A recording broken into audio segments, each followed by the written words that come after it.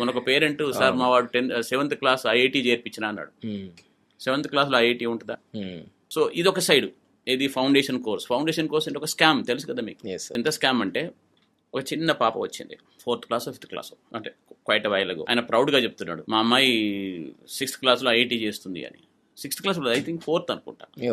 అదొక తెలంగాణ కార్పొరేట్ అది. సో వీళ్ళు ఏంటంటే ఎడ్యుకేషన్లో డబ్బులు ఉన్నాయని ఎప్పుడైతే దీంట్లో దిగినారో, అంటే నేను ఫీల్డ్లోకి వచ్చినప్పుడు రావడానికి ఒకే ఒక రీజన్, నా టైంలో యాక్చువల్గా గవర్నమెంట్ జాబ్స్ చాలా కష్టంగా వచ్చేవి, కానీ లక్కీగా నాకు చాలా గవర్నమెంట్ జాబ్స్ వచ్చినాయి. ఇట్లాంటి ఏది ఆల్ ఇండియా రేడియోలో స్టేషన్ ఇంజనీర్గా వచ్చింది, అయినా వదిలేసుకొని వచ్చిన. కానీ అప్పుడు ఏంటంటే ఒక రెస్పెక్ట్ ఉండేది. శ్రీకాంత్ సార్ ఫిజిక్స్ బాగా చెప్తారు, రామయ్య గారు మ్యాథ్స్ బాగా చెప్తారు, లేకపోతే కృష్ణమూర్తి గారు మ్యాథ్స్ బాగా చెప్తారు, ఇక్కడికి వెళ్తే పిల్లలు బాగా నేర్చుకుంటారు, ఐఐటీలు వస్తాయి, ఇట్లాంటిది ఉండేదన్నమాట.